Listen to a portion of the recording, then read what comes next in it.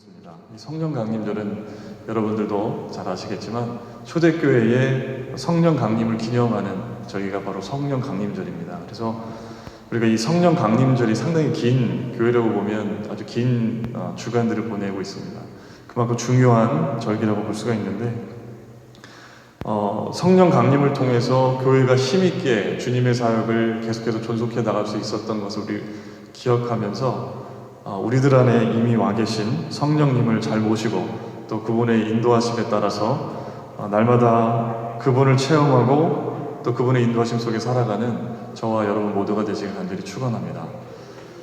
우리가 정말 믿음을 갖게 되면 도저히 일어날 수 없다고 여겨지던 것들이 단지 불가능하다고 생각했던 것들이 주님 안에서 가능하다는 확신을 갖게 됩니다.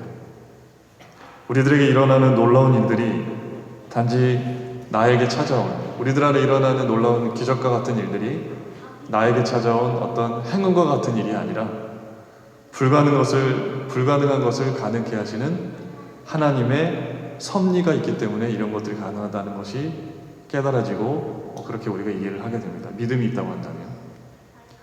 믿음은 이 세상이 오직 우리들 눈에 보이는 것만 존재하는 것이 아니라 그것을 넘어서서 보이지 않는 영적인 세계, 하나님 나라가 있다라는 것을 알고 그 하나님 나라를 염원하며 살게 하는 것이 바로 믿음을 가진 사람의 그 믿음의 능력입니다.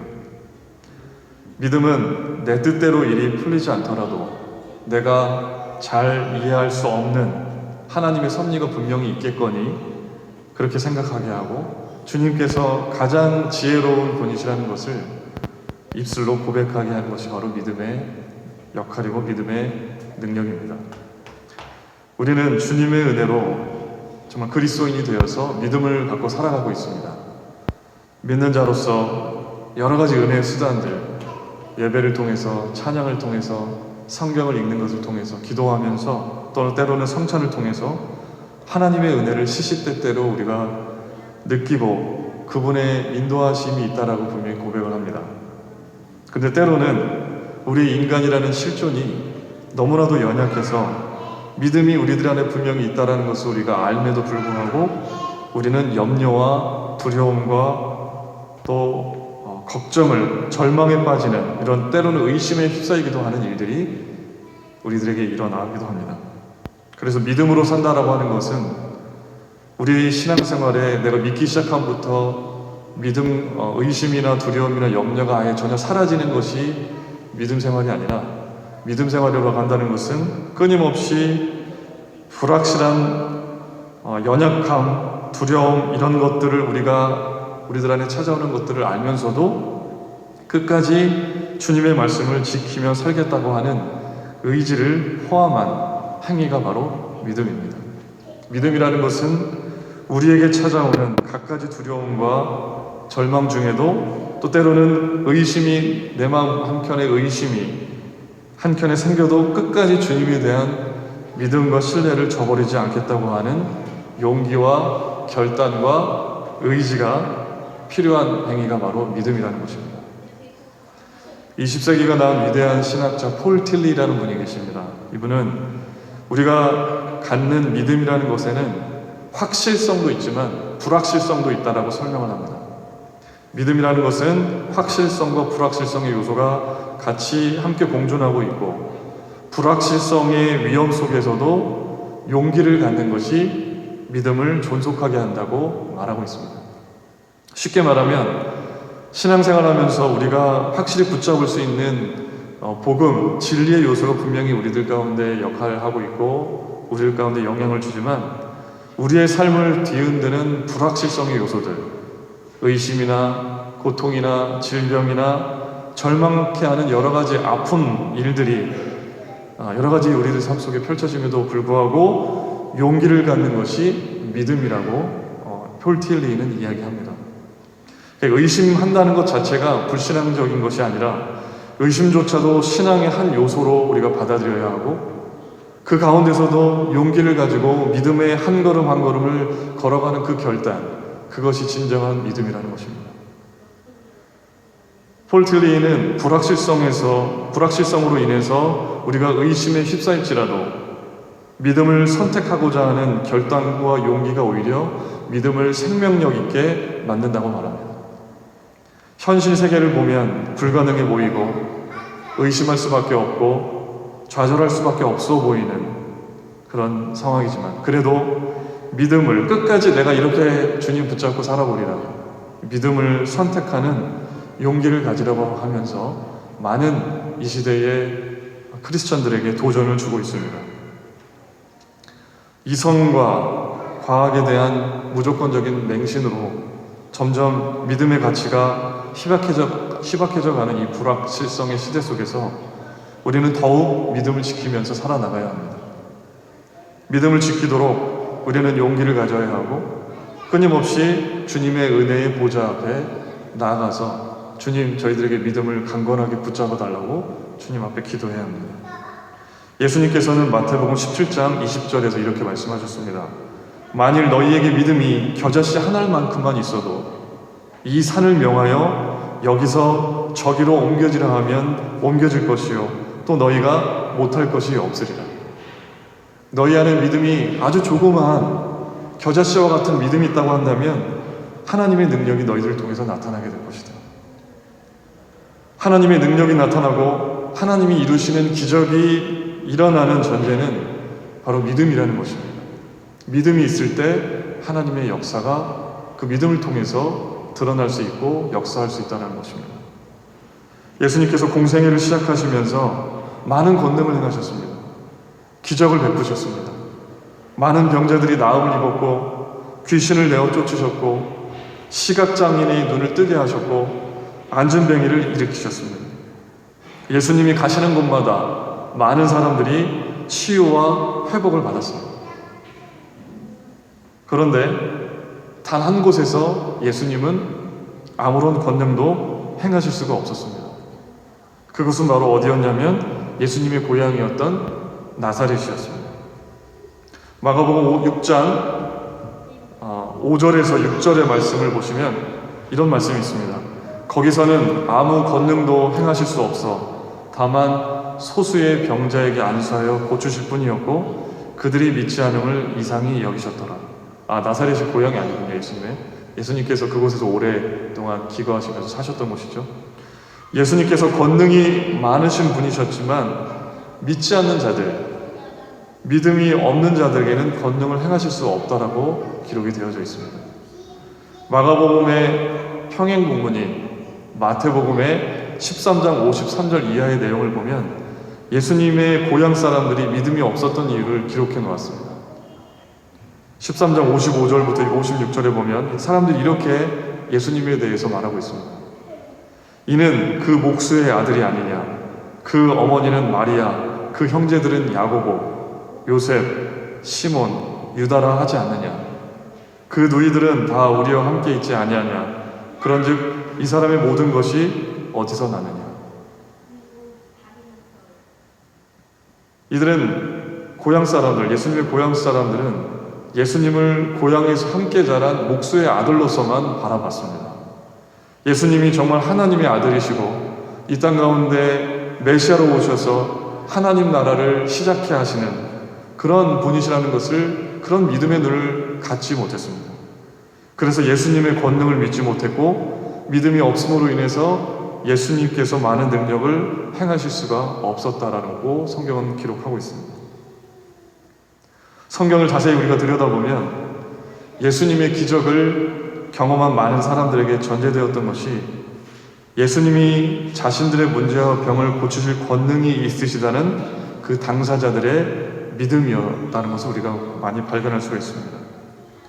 예수님이 질병을 고치실 수 있고 눈을 보게 하실 수 있다는 병자의 믿음이 있었기 때문에 그것을 입술로 고백했을 때 고침을 받는 역사가 있었습니다. 나병 들린 사람이 예수님을 보고 주여 원하시면 나를 깨끗하게 하실 수 있습니다. 그렇게 예수님께 고백을 했고 예수님은 내가 원하노니 깨끗함을 받으라라고 하셨습니다. 그리고 나병 환자가 그 나병이 씻음을 받았습니다. 마태복음 9장에서 12해 동안 혈루병을 앓았던 여인을 예수님께서 고쳐주셨는데, 이 여인에게는 예수님의 옷깃만 만져도 나음을 얻을 수 있다라는 믿음이 있었습니다. 마태복음 같은 장에서 9장에서 두 맹인이 예수님을 따라오며 고백했습니다. 다윗의 자손이여 우리를 불쌍히 여기소서. 그러자 예수님은 이들에게 물으셨습니다. 내가 능히 이 일을 할 줄을 믿느냐? 그러자 맹인들은 대답합니다. 주여 그러하오이다. 예수님께서 능히 고치실 수 있다라는 믿음을 고백하면서 예수님께 다가갔습니다. 네, 주님, 제가 예수님께서 눈을 뜨게 하실 수 있음을 믿습니다. 그래서 예수님께서는 그들을 고쳐주셨습니다. 오늘 본문에서 백부장의 이야기가 나옵니다. 백부장도 예수님께서 이 질병을 고치실 수 있다라고 하는 믿음을 가졌습니다. 백부장은 로마 군대의 지휘관이었는데 60명에서 80명으로 구성된 병력을 통솔한 사람이었습니다. 로마의 군인들은 고향을 떠나서 먼 지방에 파견이 되어서 생활하는 경우가 많았습니다. 로마의 법은 아주 엄격했는데 병역을 수행하는 20년 동안 결혼이 허용되지 않았다고 합니다. 백부장들은 특별히 자주 근무지가 바뀌는 경우가 많았는데, 그래서 근무지의 가족은 아니지만 가족과 같은 그런 공동체를 꾸려서 살아가는 경우가 많았다고 합니다. 백부장들은 종을 많이 거느리고 살았는데, 바로 이 백부장, 주인과 종 사이에 가족과 같은 친밀한 관계를 유지하는 경우가 종종 있었다고 합니다. 단지 부리는 종이 아니라 가족과 같이 여기는, 정을 나누고 사랑을 나누는 그런 가족과 같은 종이 있었다고 합니다. 그래서 오늘 본문에 보면 자신의 사랑하는 종이라고 표현이 되어 있습니다. 백부장에게. 이것은 백부장과 종의 관계가 각별했음을 알려줍니다. 그런데 이 백부장의 종이 오늘 본문에 보니까 죽을 병에 걸렸습니다. 그래서 이 백부장은 병에 걸린 종을 치료하기 위해서 예수님을 찾게 된 것입니다. 예수님의 소문을 듣고 유대인의 장로들을 청해서 예수님께 자신의 종을 구해주기를 구했습니다. 여기서 백부장의 모습에서 우리는 놀라운 것 세 가지를 발견할 수 있습니다. 첫 번째는 백부장에게서 생명을 사랑하는 마음을 읽을 수가 있습니다. 아무리 친밀한 관계일지라도 종은 주인의 소유물에 불과했습니다. 그저 소유물로 취급되는 개념이 노예였고 종이었습니다. 그런데 백부장은 종을 진심으로 소중하게 대하고 병에 걸렸을 때 병을 고쳐주고 싶은 그런 마음이 있었습니다. 사람을 조건이나 재력이나 계급에 따라서 사람을 사귀는 경우가 많은데, 백부장은 사람을 사람으로서 대하는 진정성이 있었고 진심으로 대할 줄 아는 그런 인격의 사람이었습니다. 백부장에게서 발견할 수 있는 또 하나의 모습은 겸손함이었습니다. 백부장은 로마의 군인으로서 힘과 능력, 부가 있었습니다. 많은 사람에게 명령하는 지위에 있었던 것이 백부장의 위치였습니다. 그런데 백부장은 예수님 앞에 자신이 한없이 작은 존재임을 알고 예수님의 도우심을 구했습니다. 이 백부장은 유대민족을 사랑하고 또 회당을 지어줄 만큼 큰 도움을 유대인들에게 주었습니다. 자신에게 무언가 요구할 권리가 있다라고 여길 수도 있었습니다. 내가 이만큼 당신들 유대인들을 위해서 했으니까 내 가족처럼 여기고 있는 종, 당신이 구해주는 것 당연하지 않습니까? 그렇게 생각할 수도 있었습니다. 그런데 이 백부장은 예수님이 자신의 집에 들어오심을 감당하지 못하겠다라고 하는 겸손한 모습을 보여줍니다. 오늘 본문에 보면 7장 말씀에 이렇게 되어 있습니다. 7장 7절 말씀에 7장 6절 말씀에 이렇게 되어 있습니다. 예수께서 함께 가실새 그 집이 멀지 아니하여 백부장이 벗들을 보내 이르되 주여 수고하지 마옵소서 내 집에 들어오심을 나는 감당하지 못하겠나이다. 그러므로 7절에 이어서 그러므로 내가 주께 나아가기도 감당하지 못할 줄을 알았나이다. 유대인들이 이방인들과 상종하는 것이 엄격하게 금지되어져 있고 막혀져 있는 상황에서 로마인 백부장은 이것을 잘 알았고 또 예수님에게 자신이 겸손함으로 다가갔다는 것을 우리가 이 본문을 통해서 알 수가 있습니다. 저는 신앙에서 겸손이 가장 중요한 요소 중에 하나라고 생각을 합니다. 교만한 마음이 있으면 은혜 받기가 어렵습니다. 교만한 마음이 있으면 자신이 가진 생각과 가치가 우선하고 다른 사람의 생각을 잘 받아들이지 못합니다. 하나님의 말씀을 받아들일 여지가 없습니다. 그러나 겸손한 사람은 자신을 낮추고 비우기 때문에 다른 사람들의 말을 경청하고 하나님의 말씀을 담을 공간이 많이 있습니다. 세 번째로 백부장에게 있었던 것은 확실한 믿음이 있었다는 것입니다. 백부장은 예수님에게 주라는 호칭을 사용하고 있습니다. 주여라는 퀴리에라고 하는데 이 퀴리에라고 하는 이 용어는 로마인들에게는 원래 황제에게만 붙이는 호칭이었습니다. 백부장이 예수님을 랍비라고 할 수도 있고 선생님이라고 부를 수도 있었지만 주여라고 부른 이 호칭의 의미는 백부장이 예수님에 대해서 어떤 믿음을 가지고 있는가를 우리가 분명히 엿볼 수 있게 합니다. 예수님이 하나님의 아들이시고 질병을 고치실 수 있고 큰 권능을 베푸시는 메시아라는 믿음이 백부장에게 분명히 있었던 것입니다. 예수님이 어떤 일을 하시는지 어떤 분이신지 들었어도 병을 고치실 만큼 권능이 있으시다는 믿음이 없었다면 아마 백부장은 예수님을 찾지 않고 의원을 찾았거나 다른 방법을 간구했을 것입니다. 그러나 백부장은 예수님의 도우심을 청했고 예수님이 그 집에 가보려 하셨습니다. 백부장은 다시 사람을 보내어 예수님께 말했습니다. 말씀만 하사 내 하인을 낫게 하옵소서. 말씀만 하시면 특별히 오지 않으셔도 말씀만 하시면 백부장 이 종의 내 하인이 나음을 입을 수 있다라는 고백입니다. 예수님은 이런 백부장의 믿음에 감동하셨습니다. 이렇게 말씀에 확신을 가진 사람을 만나보지 못하셨기 때문이었습니다. 말씀으로 충분합니다. 그러니 오시지 않아도 말씀만 하시면 나을 줄로 믿습니다. 이러한 백부장의 확실한 믿음을 확인하신 예수님은 백부장을 칭찬하셨습니다. 이스라엘 중에서도 이러한 이만한 믿음은 만나보지 못하였노라 라고 하셨습니다. 백부장의 확실한 믿음을 보신 예수님은 치유를 명하셨습니다. 결국 백부장의 믿음은 예수님께 칭찬받았을 뿐만 아니라 사랑하는 하인도 살리게 하였습니다. 확실한 믿음은 주님을 감동시키고 주님을 기쁘게 합니다. 확실한 믿음이 있을 때 나음을 입고 치유함이 있고 회복의 역사가 나타날 수가 있습니다.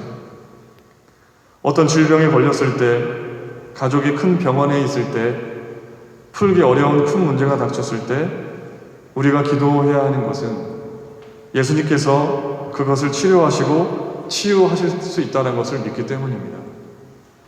물론 우리가 기도해서 의료진의 치료를 통해서 아니면 기적적인 회복을 통해서 나을 수도 있지만 물론 낫지 않을 수도 있습니다. 우리가 깊이 알 수 없는 하나님의 섭리가 있어서 우리 뜻대로 되지 않을 수도 있습니다. 하나님의 섭리로 하나님은 우리가 깨달을 수 없는, 이해할 수 없는 방식으로 더 큰 일을 이루어 가시기도 하시기 때문입니다. 그런 가운데서도 우리는 끝까지 어떤 모양으로든 우리가 기대하는 방식으로든 하나님이 원하시는 방식으로든 하나님께서는 더 놀랍고 영광스러운 모습으로 우리들을 회복시키시고 우리들을 일으키실 것이라는 분명한 믿음으로 우리가 반응해야 할 줄로 믿습니다. 하나님께서 이루시는 역사에는 믿음이 항상 전제되어 있습니다. 제가 전에 사역했던 교회에서 네팔로 파송받으셔서 30년 넘게 자신의 젊음을 바쳐서 사역하셨던 임근아 선교사님이라는 분이 계십니다. 이 선교사님이 보통 한국 잘 안 오시는데 1년에 한 번 또는 2년에 3년에 한 번씩 그렇게 한국 자신을 파송해 주신 교회에 찾아오시곤 하셨습니다. 제가 그 교회에 새신교회인데요. 새신교회에 파송받고 얼마 되지 않았을 때, 부목사로 파송받고 얼마 되지 않았을 때 우연히 이 임근아 선교사님이 오신 걸 보고 현지인처럼 생기셨어요. 네팔 사람처럼 생겼어요.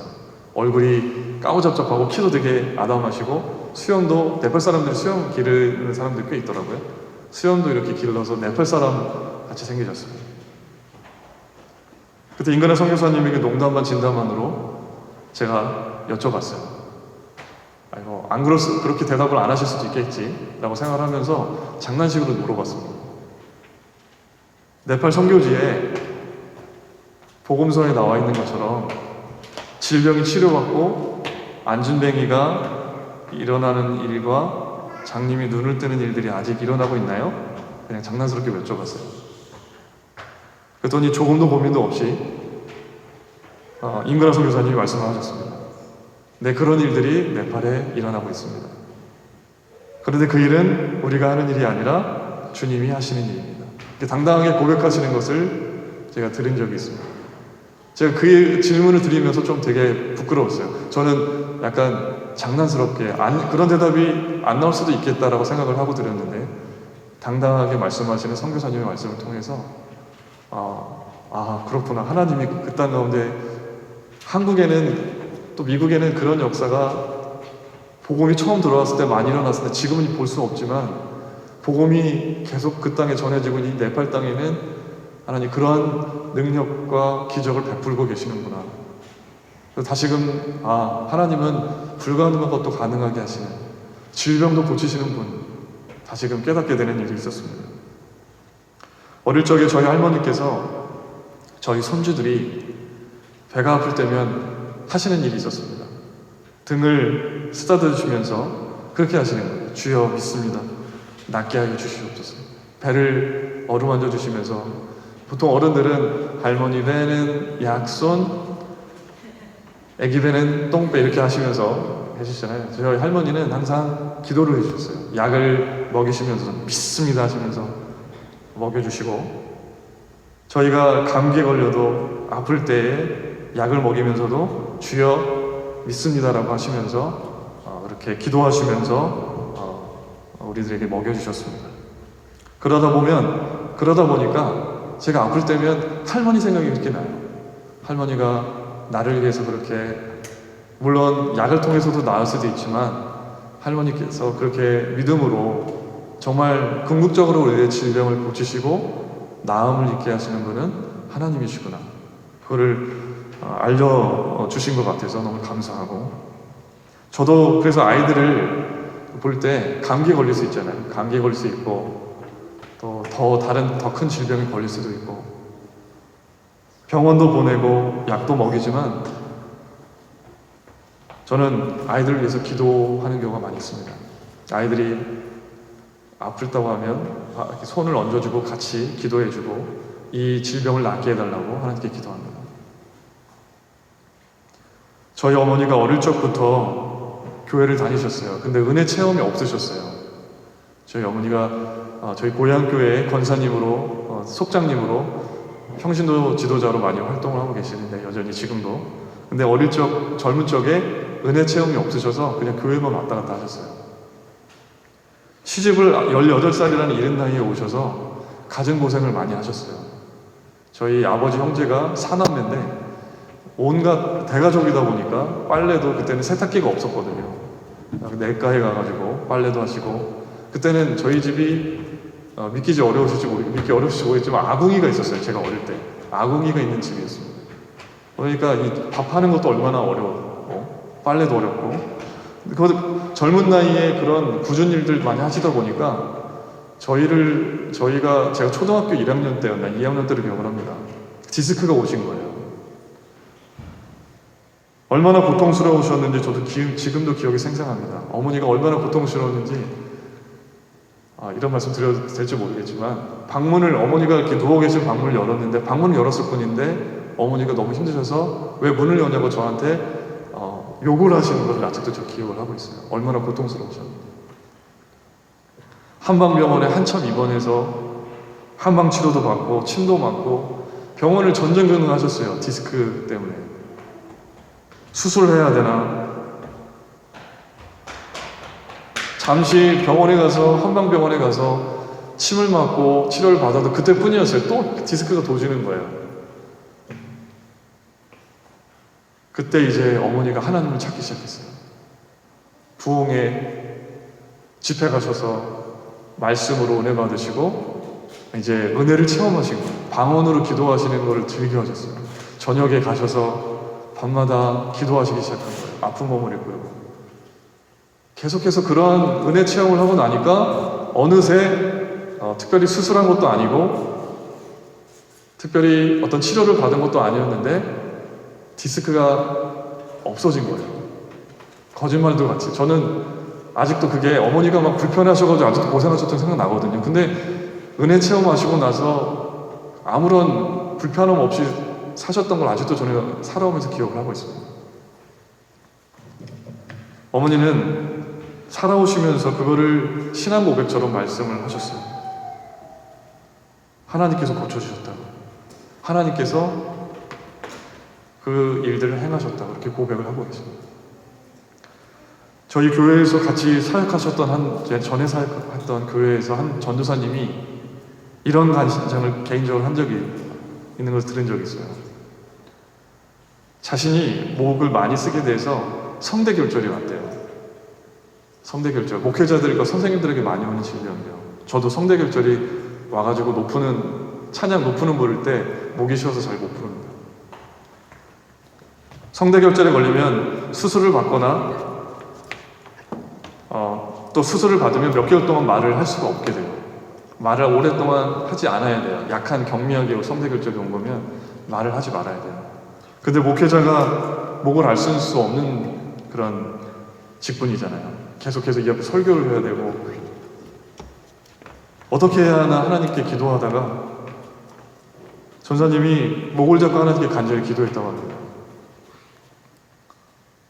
하나님, 제가 주님의 일을 감당해야 되는데 제가 어떻게 수술을 하고 몇 개월 동안 말을 안 할 수가 있나요? 주님, 제가 이 성대결절 호전될 수 있도록 하나님 도와달라고 기도했대요. 근데 간절히 하나님께 기도하는 가운데 정말 성대결절이 수술을 안 해도 될 만큼 호전되었다라는 고백을 한 적이 있어요. 물론 전도사님의 주관적인 체험이고 고백이기 때문에 객관적으로 그것을 검증할 수가 없죠. 과연 그게 정말 기도로 하나님께서 고쳐주신 건지 자연적인 치유의 과정인지 어떤 목에 좋은 성대결절에 좋은 어떤 음식을 먹어서 그렇게 나았는지 그런 노력도 했겠죠. 그러나 그 전도사님의 말씀 안에서 자신의 질병을 하나님께서 고쳐주실 수 있는 분이라는 그 믿음의 고백 안에서 정말 순수한 믿음으로 하나님께 나아가는 그 믿음이 참으로 멋져 보였어요. 여러분, 그리고 꼭 질병이 꼭 나쁜 것만은 아닙니다. 아프면 생명의 주인이신 하나님을 더 인정하게 되고 하나님을 의지하게 되고 더 큰 믿음을 가질 수가 있습니다. 자신이 어찌할 수 없는 나약한 존재임을 인정하게 되고 겸손해지게 되는 것이 질병에 걸렸을 때 하나님께로 나아가는 과정 가운데 얻게 되는 그러한 영적인 유익이라고 할 수가 있겠죠. 저는 청년 시절에 많이 아팠습니다. 폐결핵에 걸려서 약을 6개월 동안 먹은 적이 있습니다. 자취방에서 친구와 생활하다가 그게 왔어요. 그래서 휴학을 해야 됐습니다. 4학년 1학기를 마치고 휴학을 해야 됐어요. 그때 한참 자신만만했던 저였거든요.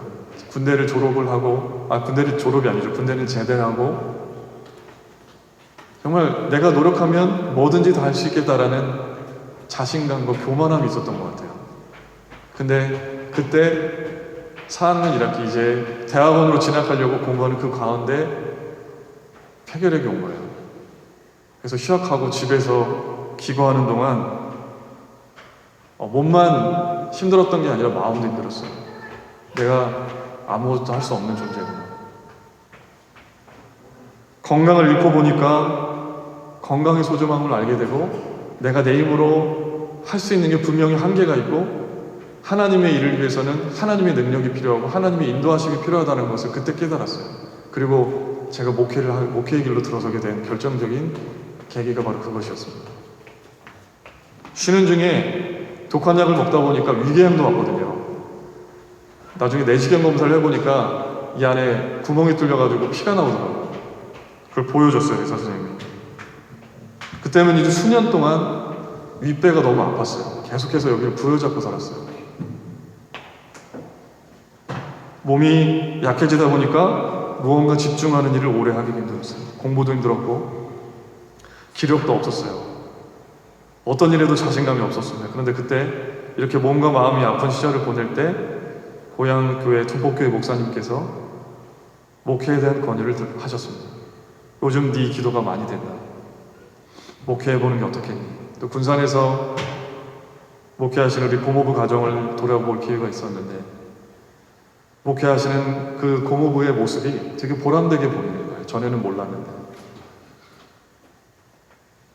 그래서 그렇게 고집스럽게 붙잡았던 전공을 포기하고 신학대학교 신학대학원에 들어가게 됐습니다. 대학원에 들어가기 전에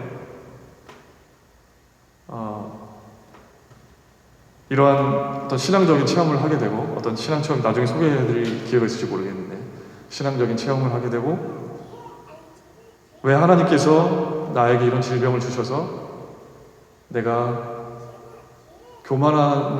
나의 교만함을 보게 하시고 왜 목회를 하게 하셨는지 대학원에 들어가서 공부하면서 또 나중에 수련목이라는 전도사 생활을 시작하면서 점점 깨닫기 시작했습니다.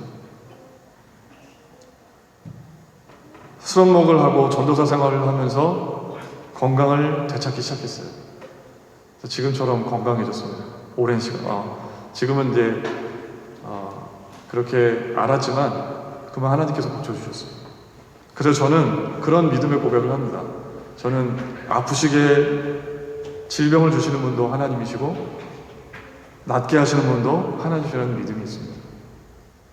그래서 저는 아플 때마다 제가 제 몸에 또는 저희 가족에게 또 우리 한국에 있는 가족에게 아플 때마다 그분들을 위해서 기도하면 분명히 하나님께서 역사하신다는 믿음이 있습니다.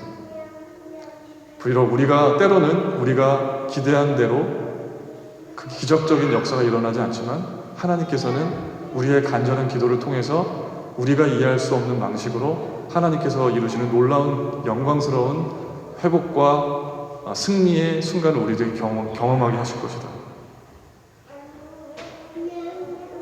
불확실해 보이는 현실 속에서 아픔과 질병과 절망 가운데서도 멈추지 않고 끝까지 믿음을 지키는 사람은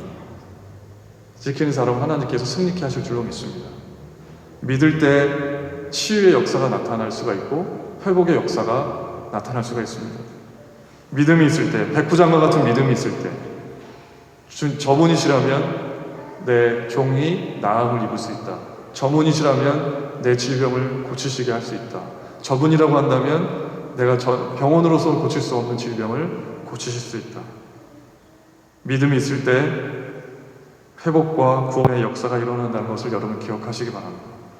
하나님이 회복하시고 치유하시고자 하실 때 우리들에게 분명히 어떤 모양으로든 역사하실 것이라는 믿음이 있어야 합니다. 비록 하나님의 뜻이 계셔서 육신적으로는 회복이 안 되는 모습일지라도 우리의 내면이 하나님을 더욱더 바라보게 하시고 우리가 몰랐던 하나님을 외면하며 살아왔던 우리들의 건강치 못했던 우리의 정신이 하나님을 바라볼 수 있도록 더욱 의지할 수 있도록 건강한 내면을 건강한 믿음으로 우리를 회복시켜 주시는 그런 역사가 또한 있을 수 있는 것이기 때문에 그렇습니다.